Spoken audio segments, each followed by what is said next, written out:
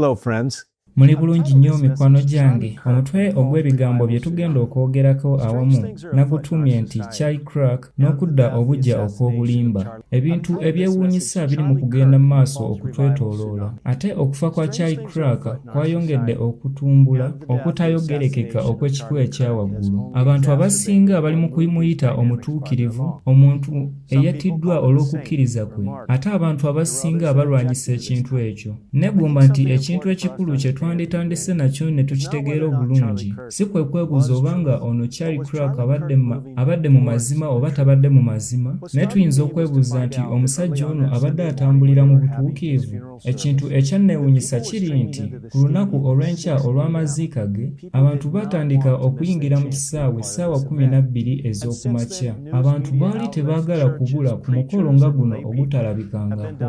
Ate okuva ku olwo, empapula z'amawulire, abakola mu mawulire ab'enjawulo, ate era n'abasinza okuva mu makanisa ag'enjawulo baafunanga emboozi ezeebuuza obanga chai crack ono abadde muntu omulungi oba abadde omuntu omubi.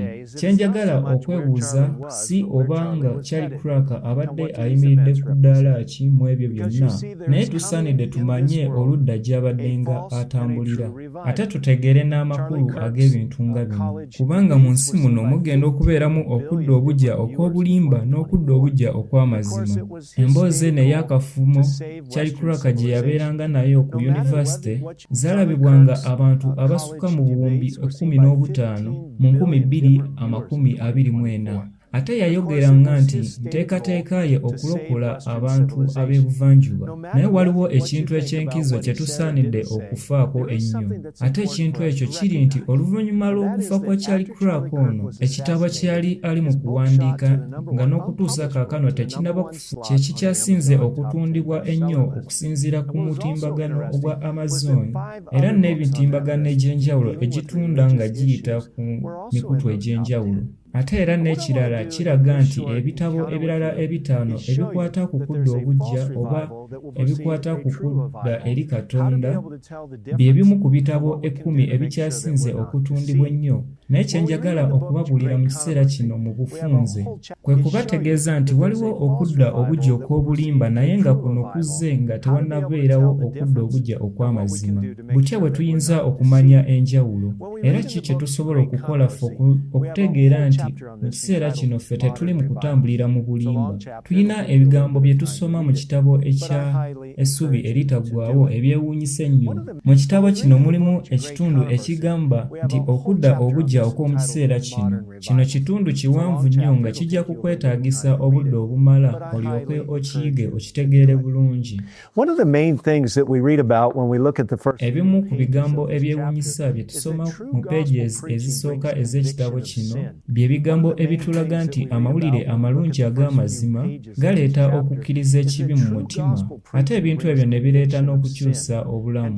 Ku peegi eya 462 mu kitabo kino bawandiika ne bagamba nti tewali kikakasa nti omuntu yafuna okwenenya okw'amazima okuggyako ng'akyukidde ddala n'omutima gwe gwonna. Ate wano we tusanga okubuzabuza okw'omugundo bwe kusinziira, kubanga okweyongera kw'amakanisa agalabikako kugenze kuleeta enkyukakyuka ennene mu makanisa ag'ekiprotestanti, ne kireetera amakanisa gano okufaananako ng'akatale ak'okudda eri Katonda, ng'abasinza bano bageraageranyizibwa okubeera nga bakasitoma, era omubuulizi naye n'ageraageranyizibwa okubeera ng'atunda, nga y'asobola okuwa saaviisi abantu bano ze babeera beetaaze. Njagala okubategeeza mikwano gyange nti ebintu bino byatuleetera obulimba obw'amaanyi.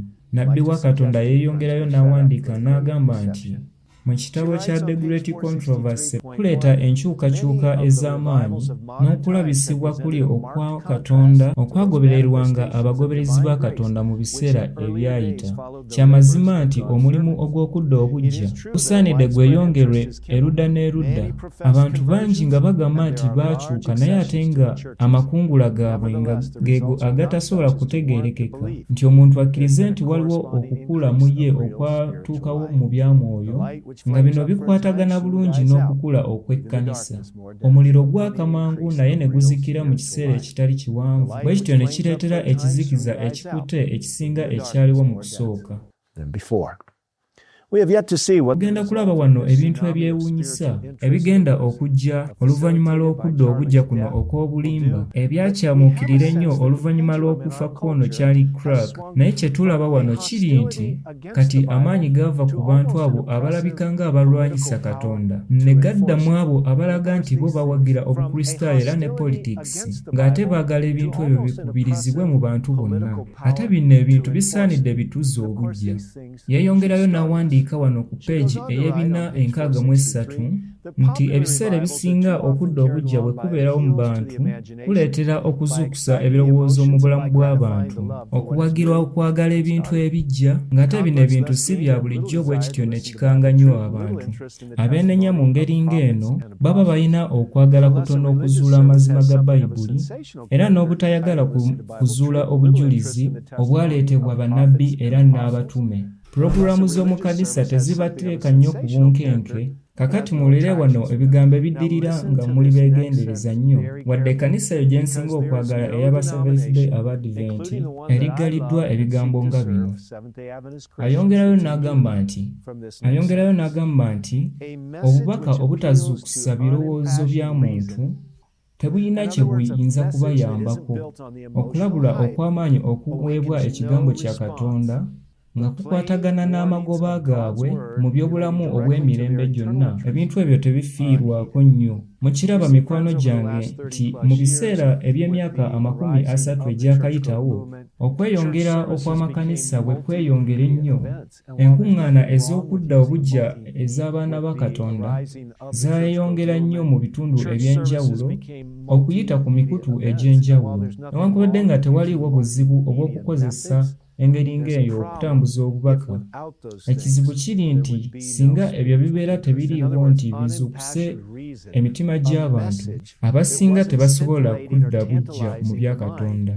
Mu bigambo ebirala wano yali ategeeza nti singa tewabeerawo bubaka obuzze nga bwa kuzuukusa mitima gy'abantu, buba tebulina kye bugenda kugasa eri abantu. Ayongerayo n'agamba nti newankubadde ng'okukkiriza n'obutuukirivu biyinza okukendeera eruuyi n'eruuyi, mu makanisa ng'ago mulimu abakkiriza abannamaddala aba Yesu Kristo. Ebigambo ebiddirira bino bikulu nnyo nti ebibonyoobonyo eby'oluvannyuma nga tebinnaba kwolekera nsi, mu baana ba Katonda mujja kubeeramu okudda obujja okw'oluvannyuma, nga okudda obujja kuno kujja kuba tekubeerangawo okuva mu biseera by'abatume.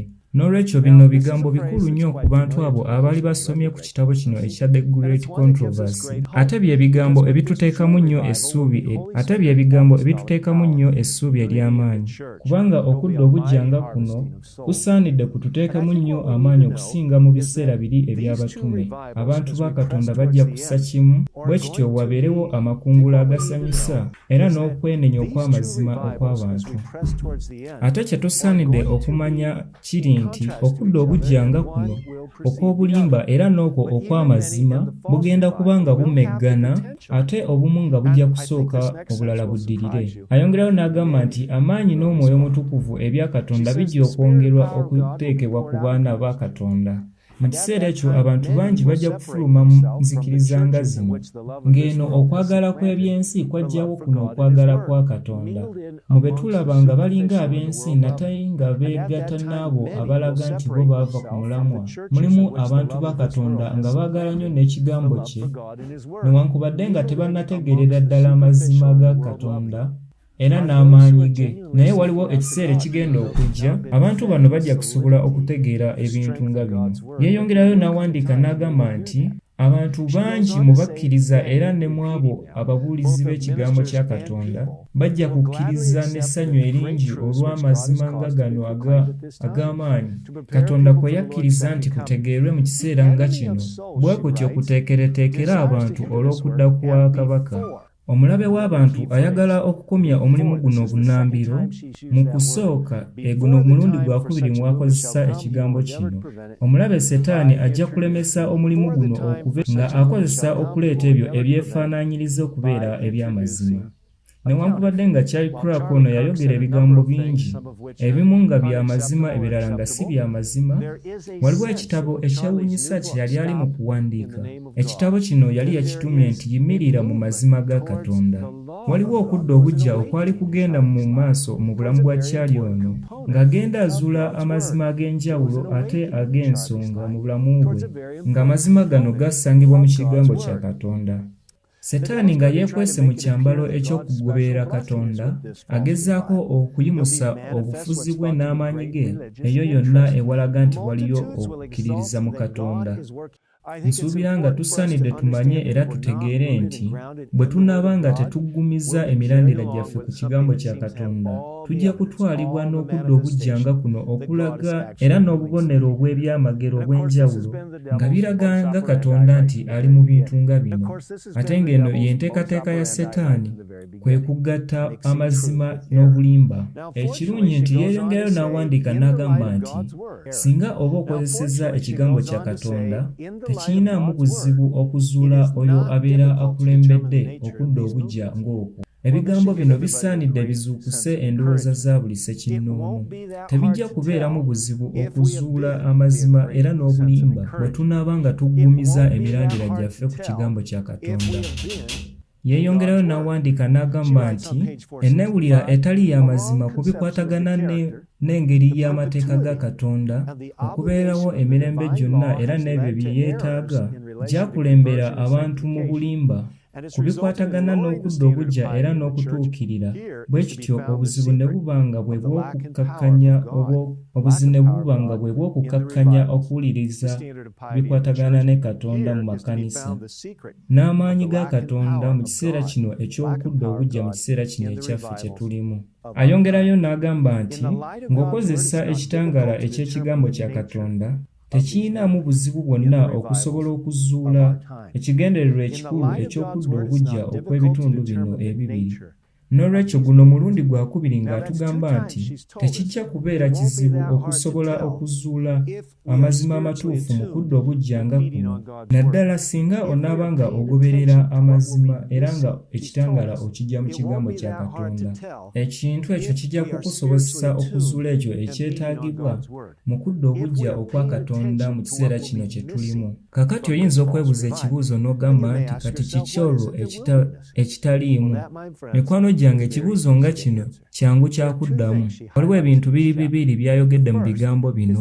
Ekisooka nti okudda obujja kuno mu bya Katonda ne bibeera nga tebikwatagana na mateeka ga Katonda, nawekityo nti omubi okukkirizibwa ekibi kye n'okwongera okulaga engeri ey'ekitangaala kya Katonda ekyo kye twaweebwa nti kiri ku ddala erya waggulu. Ekyokubiri ekitali mu kudda obujja nga kuno bwe butategeera okutuuka ku ddaala ettuufu ery'obutuukirivu bwa Katonda obwogerebwa mu kigambo kye.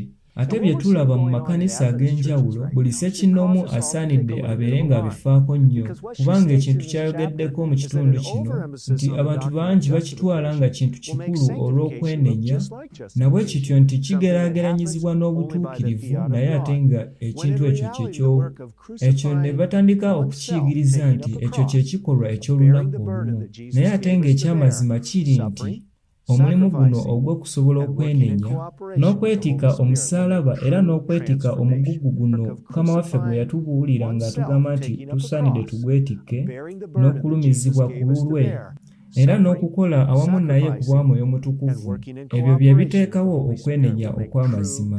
Ate nga twakatandika emboozi eno twakizudde nti okukyuka mu nneeyisa okw'amazima kwe kulaga nti waliwo okwenenya okw'amazima okwali kubaddewo era n'okudda obujja okw'amazima. Yayongerayo n'awandiika n'agamba nti okuyita mu kitangaala eky'ekigambo kya Katonda kiba kyangu nnyo omuntu okuzuula enkola zino eza Setaani. Awantu wonna ng'abantu batyoboola ebyo Bayibuli byeyogerako era ne bakuba amabega ku mazima ago agawulikika obulungi agakwata ku mutima gw'omuntu ate nga bakubiriza okwenenya.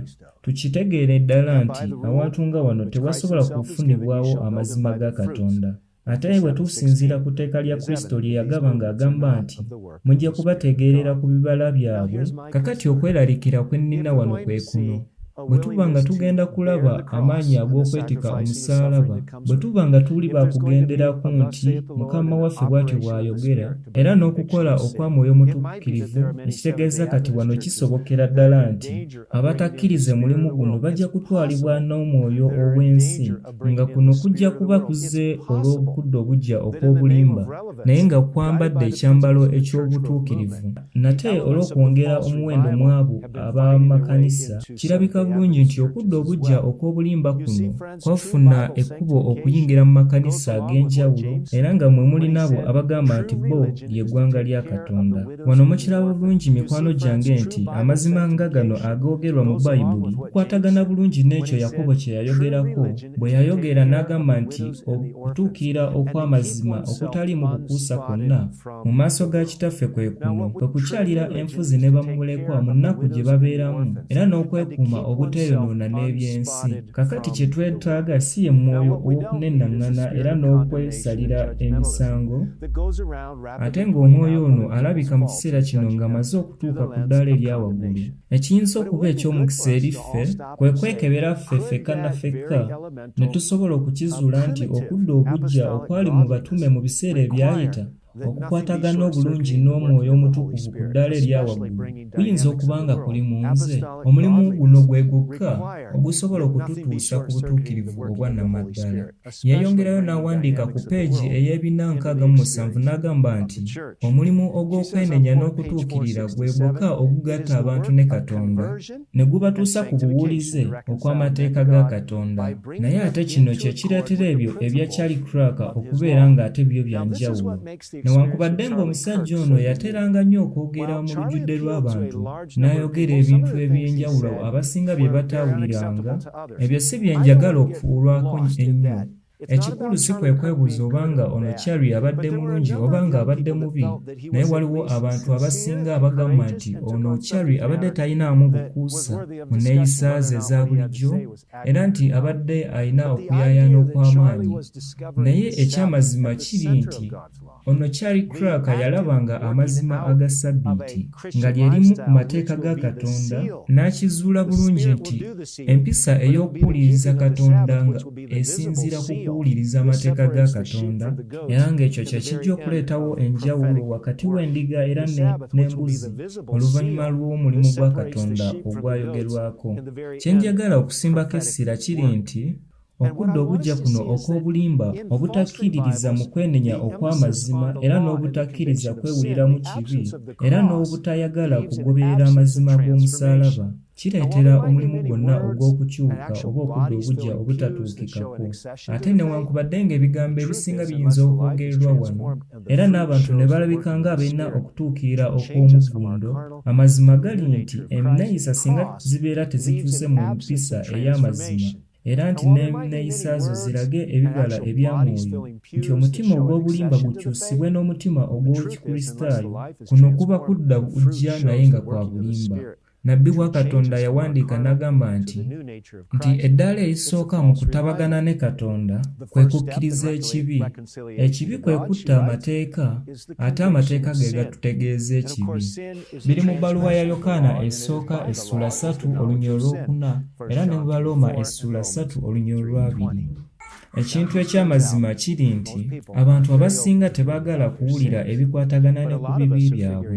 Abasinga mu ffe tukiraba nti enneeyisa zino ezajja mu nsi muno ziraga nti buli muntu yenna alina eddembe okukola buli ekyo ky'awulira nga ky'ayagala okukola, ate kino nga kizze kireeta okweyongera okugwa kw'amaka era ne kireetera n'okugwa okw'emisingi egya society, ate nga kireeta n'obuzibu obw'amaanyi ennyo ddala ebikwatagana mu by'okulowooza.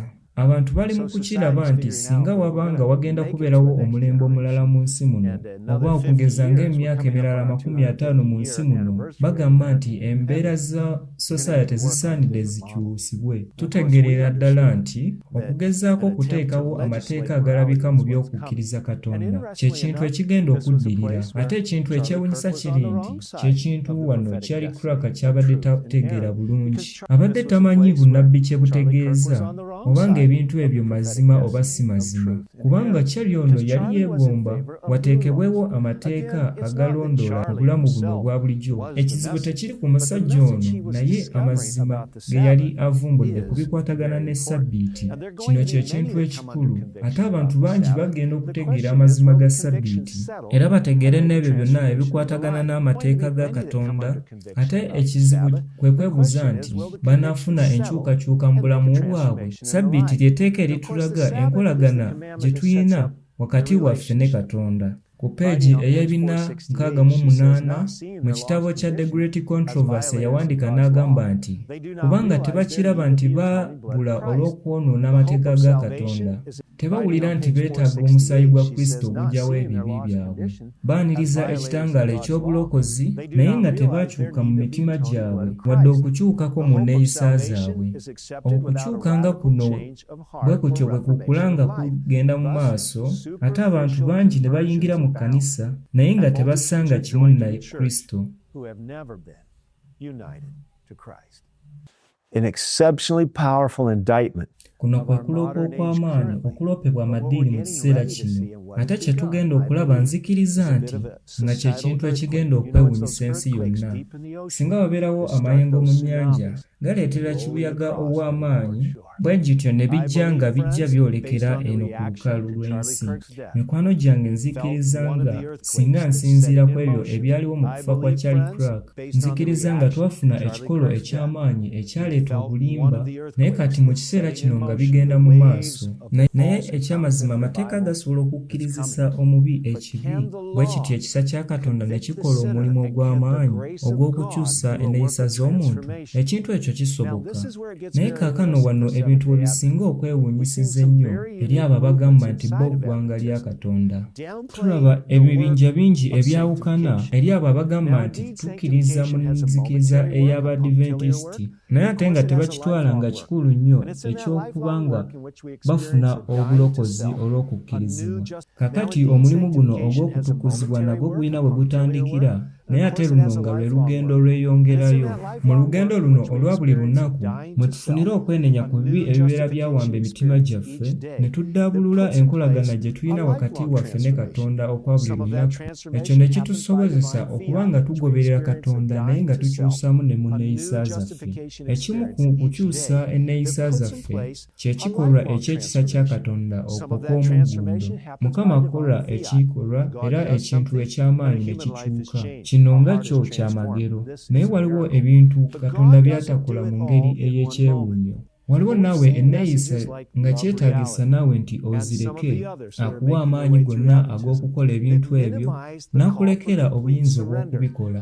Waliwo obubaka obumaze ebbanga eppanvu nga bujja butambula, okugeza ng'obugamba nti mulabe ebintu nga bwe biri oba nti mutambule n'omulembe, nga kino kizze kireeta okuddaabulula okudda obujja mu mulimu gwa Katonda, era ne kikendeeza ne kwabo ababadde beeteekateeka okwetika omusaalaba, ne kuleetera okuddirira mu by'okwetika omusaalaba, ne kuleetera n'okuddirira okw'okwenenya mu mbeera eza bulijjo, ng'abantu tusaanidde twegatte ne Katonda. Kino ne kireetera Zabbu omutuufu n'atali okuba nga bisobola okwawulibwa. Ku peegi ey'ebina-71 yawandiika n'agamba nti mu kiseera kino okweyongera okw'obutuukirivu okuzze kweyongera mu Kikristaayo kugendera wamu n'omwoyo ogw'okwegulumiza era n'okutyoboola amateeka ga Katonda. Okutuukirira ng'okwo tekulabika mu ebyo Bayibuli byeyigiriza. Bino njagala muddemu mu biwulire birungi mikwano gyange. Bw'obanga oyogera ku bikwatagana n'okukyuka kw'omuntu, ebikwatagana n'okusingisibwa omusango n'okukkiriza, waliwo kye tusaanidde okutuukako ekisukka ku kwenenya, nga kitegeeza nti n'ebyo bye ndowooza bisaanidde bikyuke era n'enteekateeka zange ne zikyuka, n'enneeyisa zange n'ebyo byonna bye nkola, ebintu ebyo byonna biba birina okukyuka.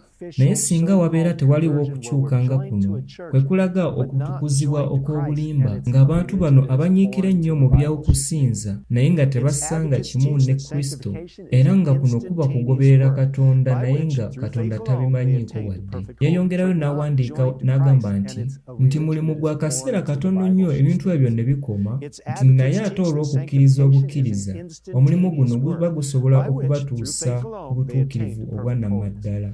mikwano gyange, ekimu ku bulimba obwogerwa ennyo abo abagamba nti bo ly'eggwanga lya Katonda tebyandibaddewo singa twali twayiga ebigambo nga bino. Bwe nnali nga nsoma emboozi eno, neebuuza nga nina ennyiike nnyingi mu mutima gwange nga ŋŋamba nti abantu bangi bali mu kuzikirira mu kiseera nga kino kubanga bakuba amabega ekitangaala ekiri mu mwoyo gwa Katonda. Omuntu agamba nti omulimu gw'okwenenya si gwe mulimu ogwa buli lunaku, bikwatagana n'okutabagana ne Katonda okwa buli lunaku, aba ali mu kuyigiriza eby'obulimba era enjigiriza ya Setaani. Yeeyongerayo n'awandiika n'agamba nti okwegomba okukyuka mu bya Katonda naye ng'akugondera abantu nga tekyetaaga maanyi mangi, okwetowaza oba okwekyawa oba okweyawula ku by'ensi kuze kuleetera okweyongera mu by'okukkiriza okutali kwa namaddala, nga kwe kukkiriza naye nga kukkiriza bukkiriza. Naye ate ekigambo kya Katonda kyogera ki ku ebyo? Mikwano gyange, kisoboka okubeera nti tuyinza okuba nga tetuuyawukananga na nsi, era ne mu ebyo bye tuteeka mu bwongo bwaffe, ye kiyinzika okuba nga ffe twannyikira nnyo mu by'ensi era ne tuba nga tussa kimu n'ebyensi, kubanga kiraga nti kye kigenda okututuusa ku ggolo yaffe era n'okusobozesa okukuza amakanisa gaffe. Mikwano gyange, neegomba okubagamba nga njogera nti okudda okujja okw'amazima nga kugenda okubeerawo, wasaanidde wasooke wabeerewo okudda okujja naye nga kwa bulimba.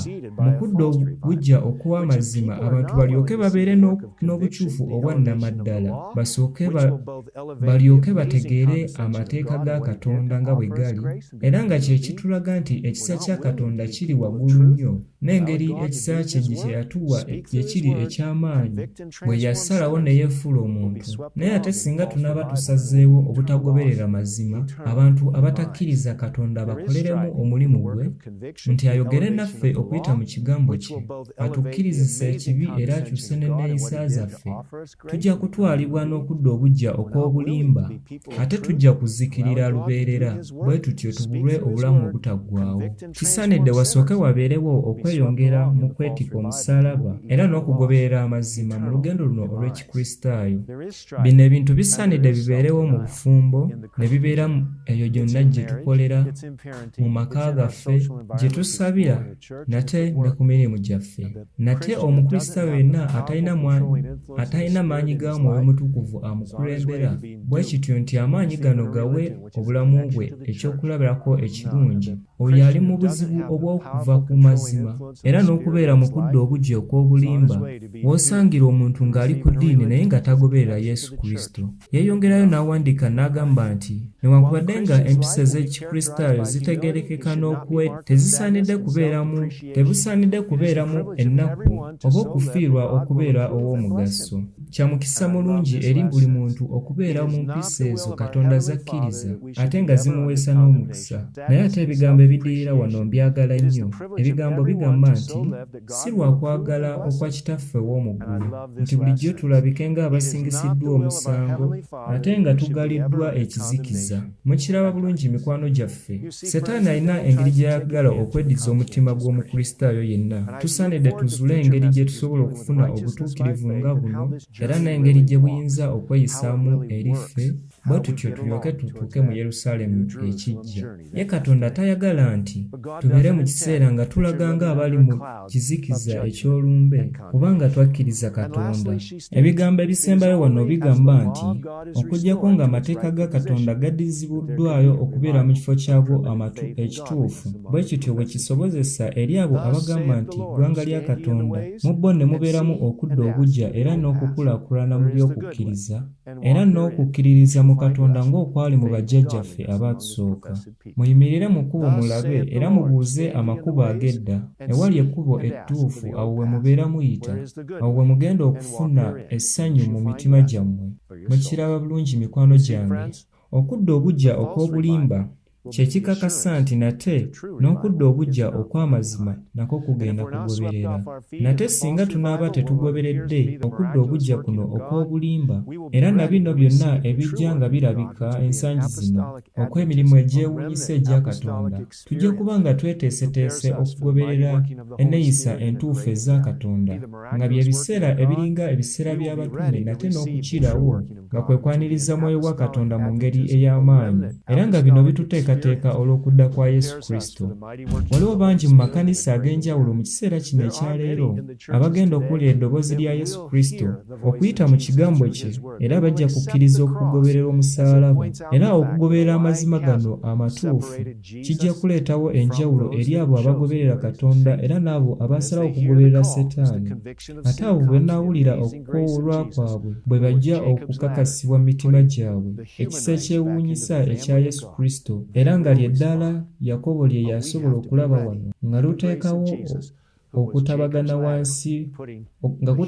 okutabagana wakati w'ebitonde era ne Katonda. Waliwo enteekateeka ez'enjawulo ez'ensi eno ezamala okutuyingira mu ffe babagamba nti tuli ggwanga lya Katonda.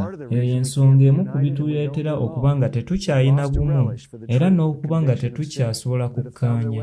Ng'oggyeko okwagala eby'amazima kituleetera okuba nga tetukyasobola kukyawa ekibi. Waliwo engeri emu gye tusobola okusanyukiramu kwe kwaniriza ekisa kya Katonda, gye tukoma okutegeera engeri gye twayawulibwa n'eggulu, gye tukoma n'okutegeera nti twetaaga ekisa eky'amaanyi ekyoyo eyatufiirira ku musaalaba n'akomererwa emisumaali mu mikono era ne mu bigere, era ne bamunaanika n'engule ey'amaggwa ku lwaffe.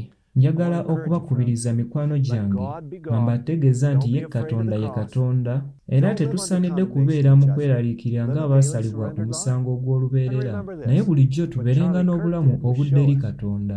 Ate tujjukire nti eby'okufa kwa Charlie Clark bitutegeeza nti obuyinza bwaddizibwa mu abo abagamba nti baagala okukomyawo okudda obujja okw'obulimba, bwe Bukristaayo obujja obw'okubuzaabuza obugenda okugoberera amateeka aga Sande. Ate nga bino bijja kuleeta ebizibu eby'amaanyi nga bye bijja okuleeta akabonero k'ensolo. Nga tewannabaawo okudda obujja okw'amazima, Setaani asaanidde asooke aleete okudda obujja naye nga kwa bulimba. Ate nga bino byatwebuseewo dda, olw'ekisa kya Katonda nneme kubeera nze oba ggwe atwalibwa n'okudda obujja kuno okw'obulimba. Muleke ekigambo kya Katonda kibeere omukulembeze waffe. Amateeka ga Katonda gatubeerere ekyokulabirako era n'ekyokupimirako. N'olwekyo ate tubeere n'okutuukirira okw'amazima mu mitima gyaffe.